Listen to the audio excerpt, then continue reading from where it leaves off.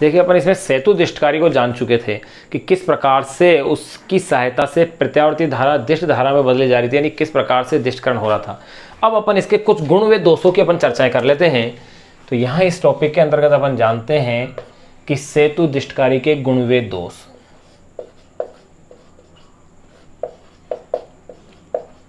सेतुदिष्टकारी के गुण व दोष, यानी कि इसके एडवांटेज और डिसएडवांटेज क्या क्या है। तो देखिए नंबर फर्स्ट, सबसे पहले अपन बात कर लें इसके गुणों की, या यूं कह दीजिए इसके लाभ क्या है। इसके गुण या लाभ में अगर बात करें तो देखिएगा नंबर वन, सबसे पहला लाभ तो यह है, किसी निश्चित निर्गत शक्ति के लिए छोटा ट्रांसफार्मर प्रयुक्त किया जा सकता है। किसी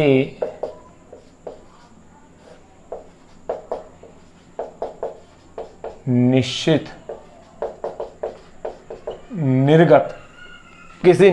निर्गत शक्ति के लिए, निर्गत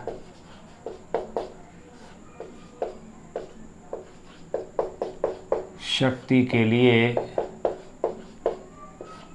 ये छोटा ट्रांसफार्मर प्रयुक्त किया जा सकता है। ये अपन ने पहला देखिए, क्योंकि प्राथमिक और द्वितीयक कुंडलियों, क्योंकि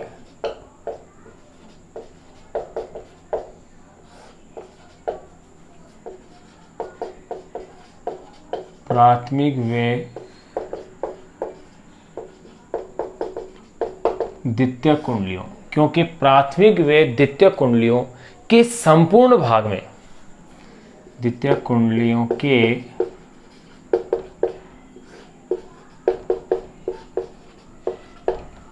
कुंडलियों के संपूर्ण भाग में धारा संपूर्ण चक्र में, संपूर्ण भाग में धारा संपूर्ण चक्र में प्रवाहित होती है।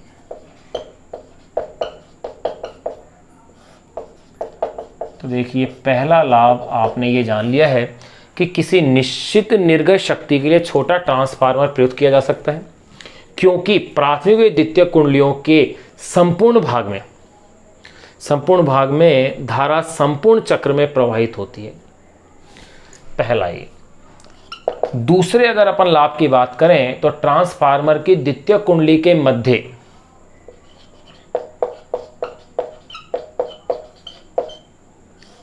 ट्रांसफार्मर की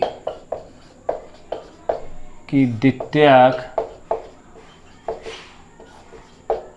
कुंडली के मध्य, ट्रांसफार्मर की द्वितीयक कुंडली के मध्य, जैसे आपको गौर होगा कि पूर्ण तरंग दिष्टकरण में अपन को मध्य निष्कासित ट्रांसफार्मर की आवश्यकता पड़ती थी, यहाँ इसकी आवश्यकता नहीं है। तो ये पॉइंट यहीं लिखेंगे अपन कि ट्रांसफार्मर की द्वितीयक कुंडली के मध्य संपर्क निकालने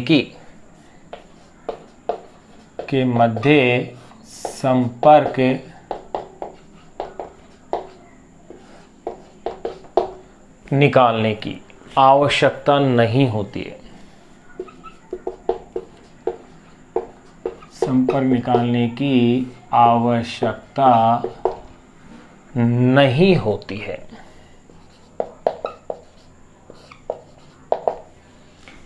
संपर्क निकालने की कोई आवश्यकता नहीं होती, जिससे यह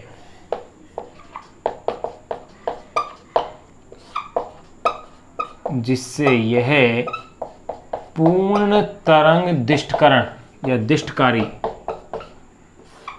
जिससे यह पूर्ण तरंग दिष्टकारी, यानी जिसे अपन कह सकते हैं फुल वेव रेक्टिफायर, यानी फुल वेव जो रेक्टिफायर है उसकी तुलना में कम खर्चीला होता है। फुल वेव रेक्टिफायर की तुलना में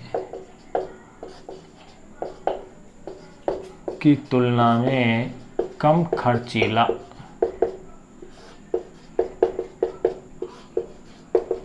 की तुलना में क्या होता है, ये कम खर्चीला होता है। अब ये तो अपन ने दो इसके जो है गुण उनकी अपन ने बातें कर ली। अब अपन इसकी बात कर लें कि इसके क्या दोष हैं या क्या इसके अंदर कमियां हैं। तो नंबर सेकंड आप बात कर लें इसके दोष की कि इसके क्या क्या दोष हैं। तो देखिए इसमें सबसे पहले दोष की अपन बात करें तो पूर्ण तरंग दृष्टिकारी की तुलना में इसमें दो अतिरिक्त डायोड हैं। तो पहला दोष तो ये आ जाएगा, पूर्ण तरंग दृष्टिकारी की तुलना में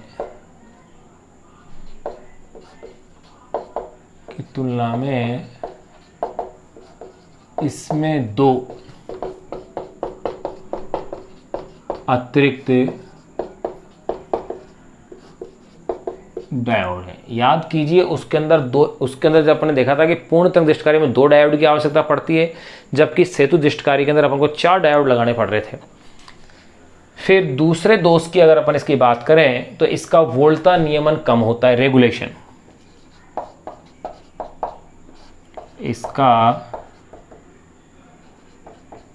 वोल्टता नियमन या इसे आप कह सकते हैं वोल्टेज रेगुलेशन, वोल्टता नियमन कम होता है। तो यहाँ अपन ने सेतु दृष्टिकारी के दो तो गुण और दो अपन ने इसके दोष जान लिए हैं। अब देखो एक विशेष बिंदु जो जिसे कि अपन इसे नोट लगा के लिख रहे हैं, वो विशेष बिंदु ये है कि इसमें 4 डायोड अपन काम में ले रहे हैं। अब उसमें से 2 डायोड अग्र में काम आते हैं और 2 पश्चावृत्ति में काम करते हैं। यानी इस तरह अपन ने देखा था उसके अंदर अगर पश्चावृत्ति में कार्य करने वाले जो डायोड है, अगर उनकी भंजन वोल्टता कम हो जाए, अगर भंजन वोल्टता कम हो तो पश्चावृत्ति में भी उनसे धारा का क्या होने लग जाएगा, प्रवाह होने लग जाएगा। ये उसका दोष होता है। तो इसके लिए प्रयुक्त डायोड ऐसे होने चाहिए जिनके लिए भंजन विभव अति उच्च हो। इस प्रकार के जो डायोड जिनका भंजन विभव उच्च होता है उन्हें कहते हैं शक्ति डायोड, यानी पावर डायोड कहलाते हैं। तो ये पॉइंट अपन नोट लगा लेते हैं कि दृष्टिकारी परिपथ में प्रयुक्त दृष्टिकारी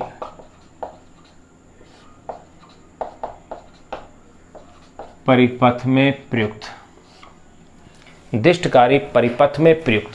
डायोड ऐसे होने चाहिए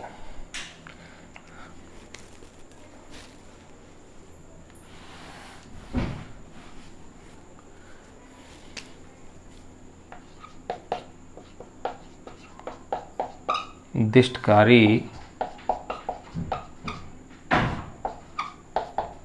परिपथ में प्रयुक्त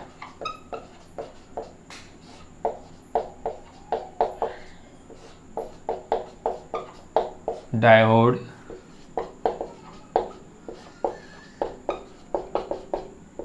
ऐसे होने चाहिए कि जब ये पश्च अभिनति अवस्था, ऐसे होने चाहिए कि जब ये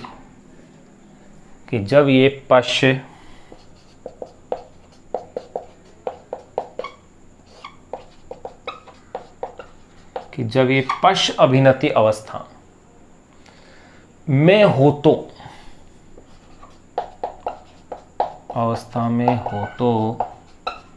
इनका भंजन नहीं हो पाए। भंजन आप पढ़ ही चुके हैं यहाँ पहले। हो तो इनका भंजन यानी कि ब्रेकडाउन, तो इनका भंजन नहीं हो पाए। कि जब ये पश्च अभिनति अवस्था में हो तो इनका भंजन नहीं हो पाए। अन्यथा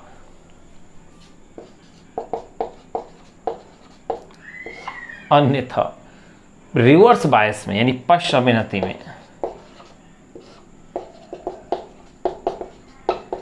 अन्यथा पश्च अभिनति में भी इनके द्वारा, अन्यथा पश्च अभिनति में भी इनके द्वारा धारा चालन हो जाएगा। इनके द्वारा धारा चालन हो जाएगा। अन्यथा पश्च अभिनति अवस्था में भी इनके द्वारा क्या हो जाएगा, धारा का चालन हो जाएगा। जिससे दिष्टकरण ही नहीं हो पाएगा, जिससे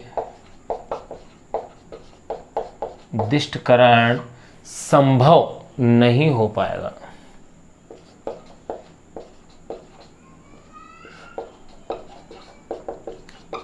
संभव नहीं हो पाएगा और इससे दिष्टकरण संभव नहीं हो पाएगा, इसीलिए इनका भंजन विभव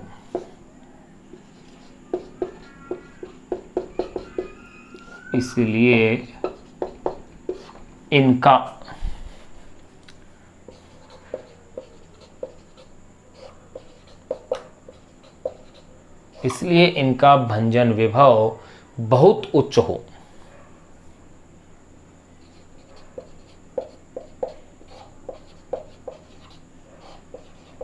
इसलिए इनका भंजन विभव क्या हो, बहुत उच्च हो। और अगर भंजन विभव बहुत उच्च हो तो ऐसे डायोड को अपन क्या कहते हैं, शक्ति डायोड कहलाते हैं।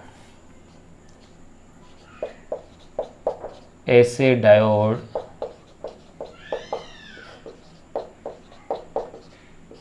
शक्ति डायोड कहलाते हैं। ये लीजिए, यहाँ अपन ने दिष्टकरण वाला जो काम था वो अपना यहाँ कंप्लीट हो गया है। अब इसके बाद अपन जानेंगे समकारी फिल्टर परिपथ। यानी आपने देखा होगा कि जब अपन प्रत्यावर्ती धारा को दिष्ट धारा में चेंज करते हैं, देखिएगा ये प्रत्यावर्ती धारा इस प्रकार से, और आपने इसे चेंज करना था एसी धारा के अंदर, इस तरह की दिष्ट धारा के अंदर। लेकिन ये तो है एसी अल्टरनेटिंग करंट और ये है दिष्ट धारा डीसी। लेकिन होता क्या है एक्चुअल में कि ये जो धारा है ये अपन को स्पंद मान युक्त धारा प्राप्त होती है इस तरह से। अगर स्पंद मान युक्त धारा प्राप्त हो रही है यानी कि डीसी के साथ कुछ एसी करंट भी क्या होती है, मिक्स हो जाती है। इस एसी से डीसी को पृथक करने के लिए जिस परिपथ का अपन उपयोग करते हैं वो कहलाते हैं समकारी फिल्टर परिपथ। नेक्स्ट अपन उसी पॉइंट को डिस्कस करेंगे, एक बार आप इसे नोट कीजिएगा। यहाँ अपन ने सेतु दिष्टकारी के लाभ और हानि दोनों बातों पर चर्चाएं कर ली, आप इसे नोट कीजिएगा एक बार।